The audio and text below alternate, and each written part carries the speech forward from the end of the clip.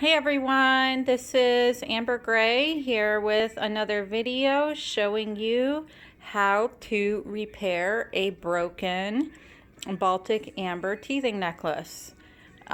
This method can be used for not just amber, but any kind of bead or stone that uses a screw clasp closure. So without further ado, I hope that this will be helpful and you will get the main idea of how to restring your necklace. So I'm gonna do my best here to set this up.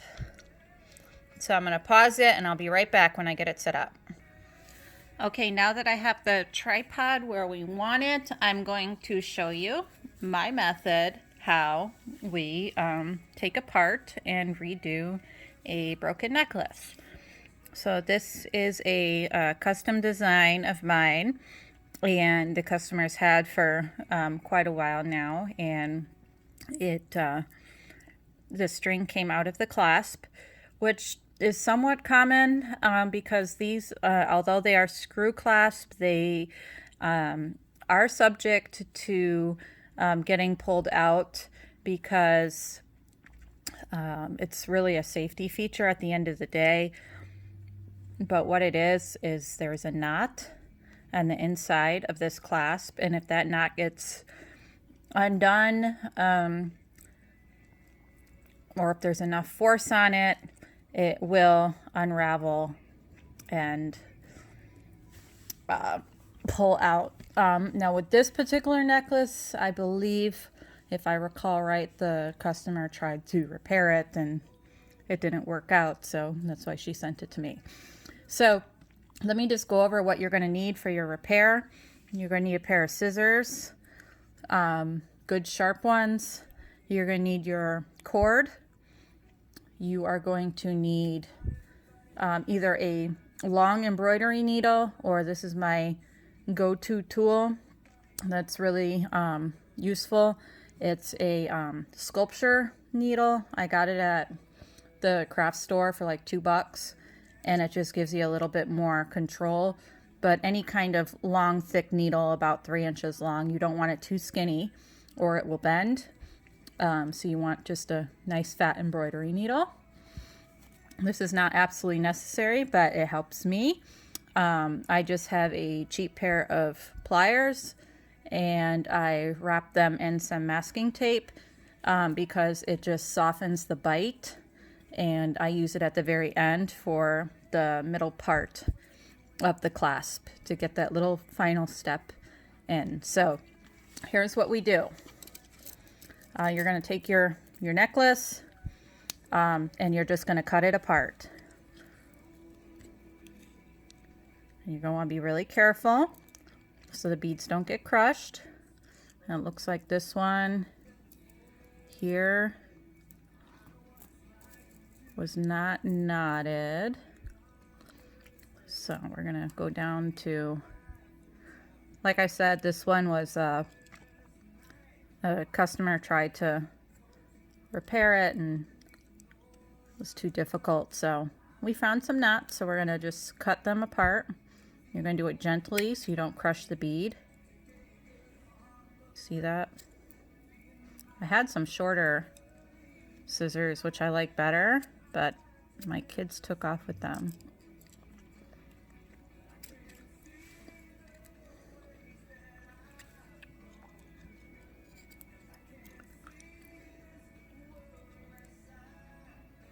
The little scissors are better because you have a little more control, I feel like, which seems kind of opposite. Big scissors seem like they'd have more control, but like I said, my kids are scissor thieves. Alright, so I'm going to pause this so you don't have to watch me cutting apart all the beads, and I'll be right back when I get them all done.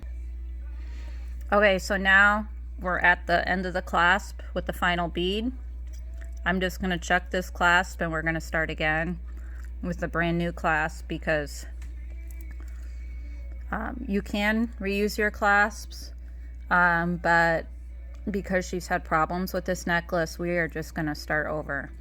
So you can get all the strings out, and then a step I do, I don't expect most of you to be able to do. What I like to do is I like to just clean the beads, because when they've been worn for a decent amount of time, you get that skin and oil buildup on them, and it doesn't really hurt the amber, but it just kind of makes it, I don't know, crusty, if you will. So I am going to just lift the tripod up. Now, generally, soap is a no-no for amber. It doesn't hurt it, but for a quick bath, it's okay. It's more like an overtime kind of thing. One over and over and over and over, it wears it out. So I have here, it's just a cheap little ultrasonic, and again, people are like, oh my gosh, amber and ultrasonic. The ones at the jewelers are way more powerful than these little tabletop ones, so it doesn't hurt it at all, and it just makes your amber look really clean and nice and new. So I just dropped those bad boys. It's warm. It's, you know, like a hot bath temperature, and just like a drop of dish soap. If you don't have an ultrasonic, no worries. You can just soak it in, you know, 5 minutes or so in just super light soapy water. I use just some Dawn dish soap, like 1 drop, and just give it a whirl.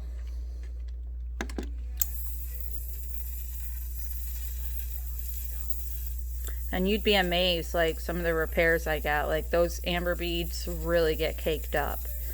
So I'm just going to let it run for a couple minutes, and then take the beads out and put them on a towel to dry, and then we'll get started with our repair.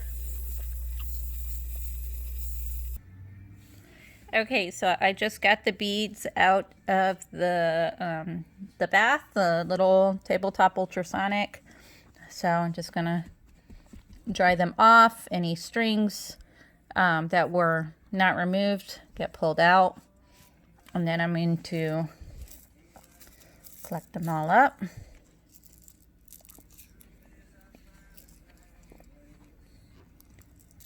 And I'm going to get this towel out of here. I got my string or cord, and I like working on a white towel or some kind of white cloth, because you can really see what you're doing, and it keeps the beads from rolling away, and you just see the color really well. So you have all your beads ready to go, and now we need to cut our cord and get started. I already have a video on how to make a teething necklace, how to knot it, so this is just going to be a review, and I apologize for my awkwardness. I'm not a YouTube star, so I don't know how to film elegantly like a lot of them do. So I have my yardstick here. You can use any kind of measuring device, even a little ruler. And then this here is Eslon cord brand. I also have Titan cord and these mega spools. The Titan is available on my website, but I don't recommend it for large amounts, because it would just be more cost efficient for you to just get your own spools. The Titan cord is made in Poland, so you really can't find it anywhere in the US. I import it from Lithuania. So if you just want to make like some things on the side or repair on the side, this is a really good alternative here in the US, and it's Eslon cord, and I'll find out, I can't remember off the top of my head what specific model, or because they make a bunch of them, but it's a polyester. So the customer wants a 12-inch necklace. So we are going to do 2.5 times what our original, what the length of the finished products would be. So we have 12, 24, and then another half. So, and it's just in case you mess up, it just gives you some extra room. Just cut that off. And then, where is my lighter? Looks like I left that. So I'm gonna pause real quick and go grab that. Okay, silly me, forgot the lighter. So you just need a regular, I don't even know how you call these, but like the standard lighters. Don't use the kind for like lighting candles with the super long pipe on the end, or whatever you call that thing, because of the distance from the end where the flame comes out till the time you actually like twist and blow, it just too much time elapses and it just doesn't work. And then I brought those other embroidery needles. They work fine. You can get them at Walmart for like $1 or $2, something like that. They usually come in like at least a twin pack. I'm trying to find a source where I can get them in bulk so I can provide them on my website, but that hasn't happened yet. So now that we have our string measured out, let me get this out of the way so I can zoom in and show you how to get this inside of, goodness gracious, they're flying away. Okay, get this inside of this. So you're just going to get your flame, get your lighter, and light the end and twist. Whoops, got this tripod in my way, so it's kind of blocking me. And twist. I hope you saw that. Just in case, I'm going to do it again. I feel like this is the most awkward video ever.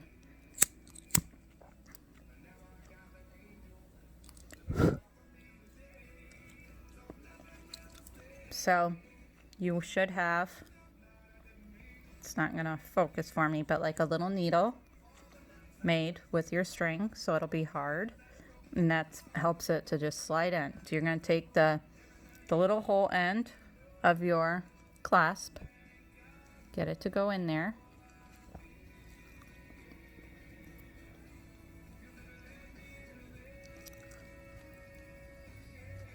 Okay, and then I used to only do double knots, but I am doing triple ones now. Now if it's a really heavy piece, I'll even do quadruple, because that just is an extra precaution for it to not fall out. So you're going to make a triple knot. 1,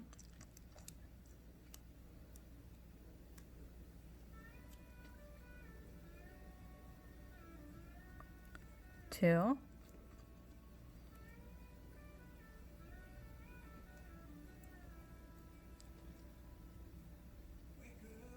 3.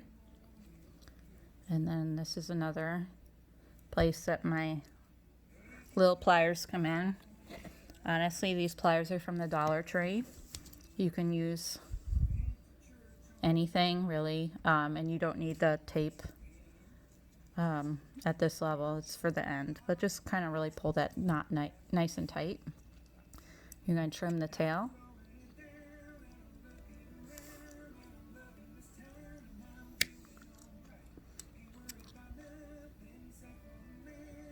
I'm telling you, it's so awkward because I have this big old tripod right in my way where my hands are. Maybe I should do it from the other way. I don't know. Oh, sorry. Now I'm just moving on, not telling you what to do. So you're going to get your lighter, and we're going to very gently burn this knot to seal it. It's like a little tumor. Boing, boing, boing. And I literally just touch it on.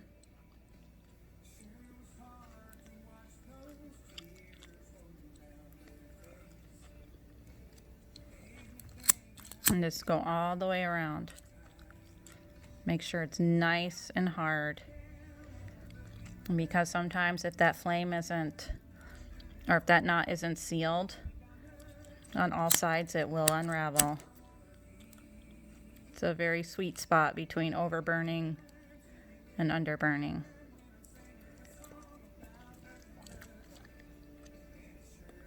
Looks pretty good.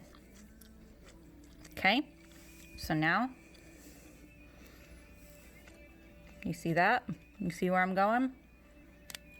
Scoot my tripod back a little bit. Ah, that's better.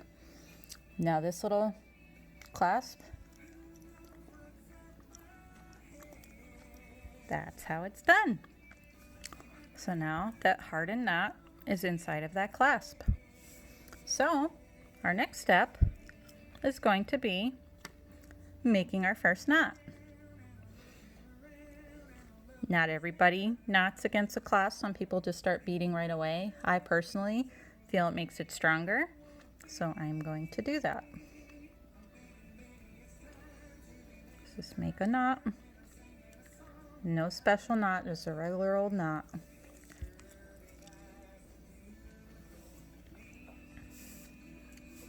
So there it is. You're going to take your tool.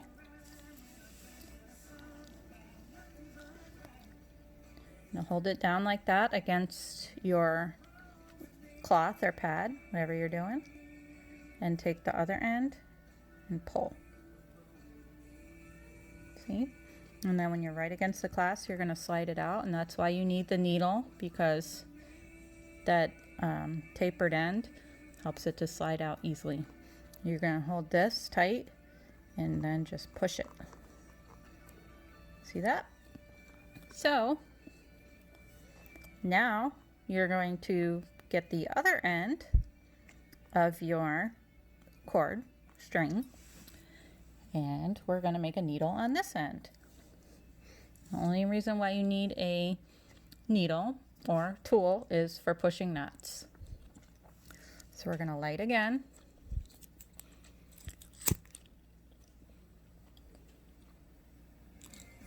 And you want to twist really quick. I mean, it's a matter of half a second from the time that flame hits till you blow and twist. So you literally blow and twist at the same time, like a twisting pulling motion. You see that? Let's see if I can slow-mo it. So let's just pretend I just lit it. I'm going to be blowing already and twisting. And it leaves that little needle right there.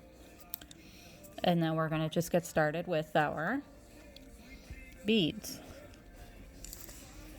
Now, because this has a pattern, you're going to want to know ahead of time what your spacing is, which I already checked the piece before it broke, because I had a picture from many months ago when it was made, and so I'm just going to replicate that design. So typically in the back against the clasps, I go with a bit smaller beads, and then I just graduate up bigger and bigger, but it's totally up to you. There's no rule of thumb. You see that? It just slips in.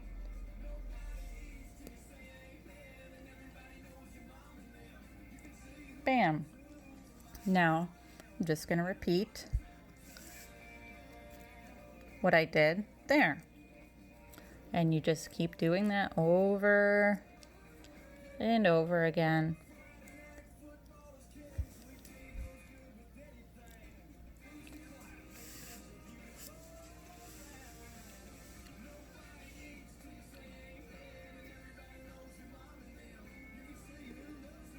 Now holding this nice and stiff and this nice and it takes a little practice, but you get the hang of it. You pull that out, place it on the outside of the knot,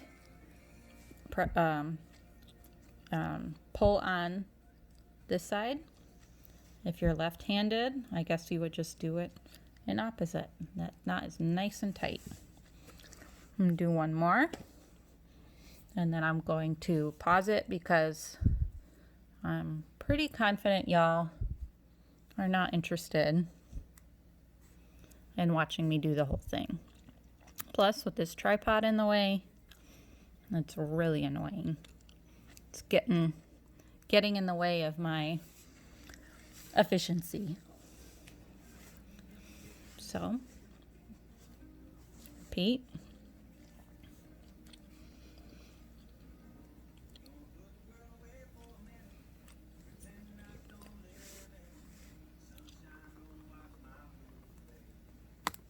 Whoops, he went flying.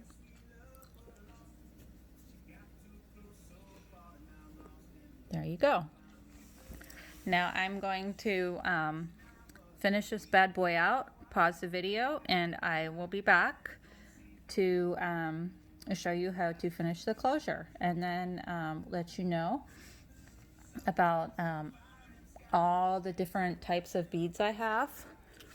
I even provide kits for you.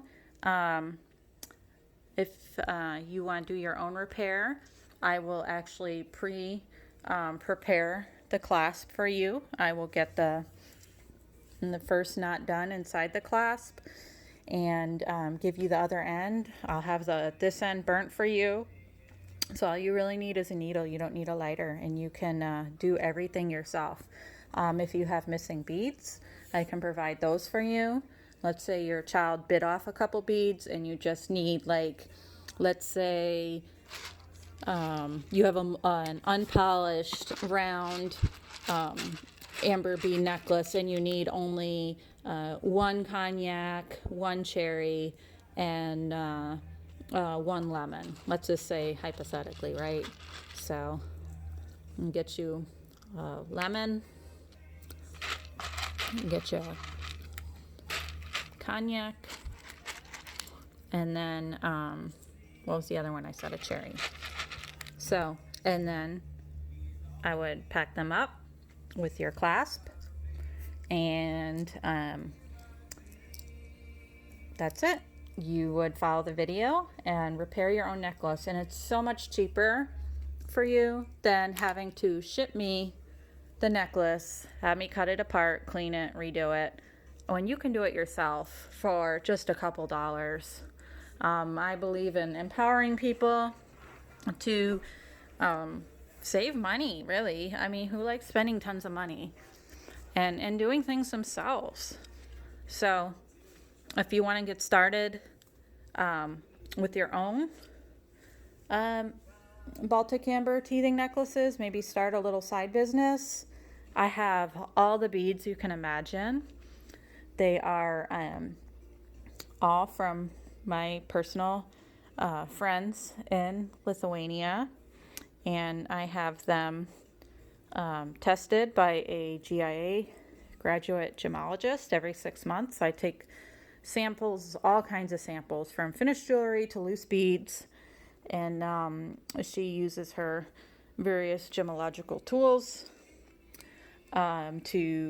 to check them out, make sure that they are legit, they're not reprocessed or any of that kind of foolishness you hear about. And my prices are really unbeatable. You won't find my prices for loose beads here in the US anywhere. So I got you. Sorry for going on and on. I'm going to pause this and then we will finish up that piece. All right, so I got the necklace restrung in the pattern it was. Those knots are nice and tight.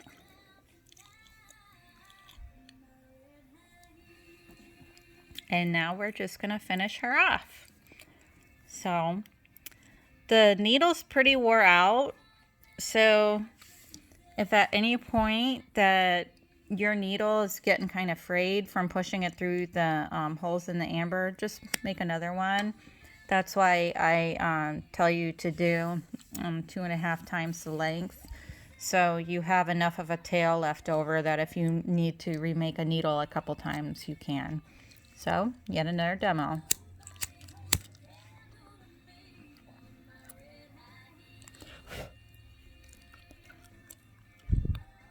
All right, I don't think I reached it because my face is blocked by the tripod, so I'm going to try it again.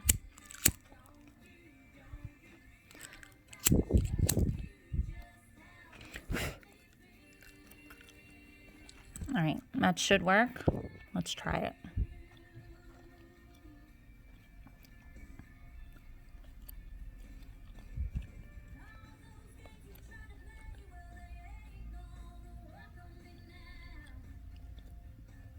Nope. There's a little bump right there and it's not going to go through. So we're going to do it again.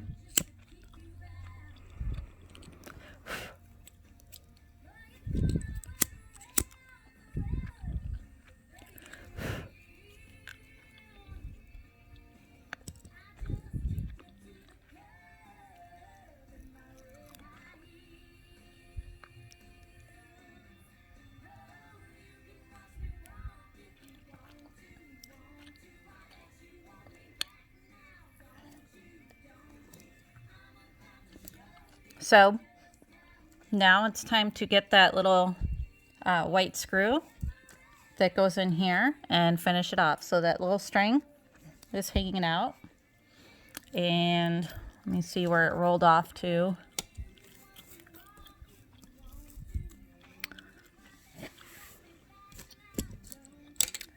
Oh, it's camouflaging somewhere. So I'm just going to grab another one out of my little storage and let's get it in there. So here's how I do it. I hold the tail, I flip it over the end, and I use my nail, and then I have it wrapped under here and I just create a resistance. Then you're going to take your screw. Last video I said you could use a tiny dab of glue. I've stopped doing that because I find it's just not necessary. So while doing or holding that string down,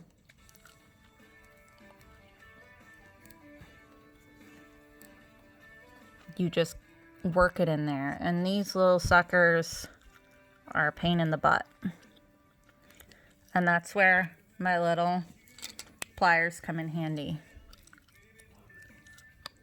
So while still holding resistance, you're just gonna, and that's why I have the tape on there, is to, because the threads on the pliers will just crush that white part, so it kind of just holds it in place without destroying the threading on the white part. See, now it's in there nice and tight. You're going to cut that little tail off as close to the screw as possible without cutting into the threading, and then you're just going to seal it off. Very quickly, just touch it on the thread, and that just kind of gives it a finished look. And then there you go. So that's it. Thank you so much for watching. I hope this was helpful. It went a little longer than it should have because I get ADD and start talking about other stuff. But I hope it was helpful. If you need any supplies whatsoever, I am well stocked. As you saw, I have all the beads you can imagine at super incredible pricing. I have clasps with all colors, finishes, and I have string available by the yard, but somewhat limited because I just feel it's more economical for you to purchase your own. So you can contact me at Amber Auksas, that's spelled AUKSAS, at gmail.com, or you can order any supplies you may need at www.amberauksas, again that's AUKSAS.com. So y'all have a great day, and I'll talk to you soon.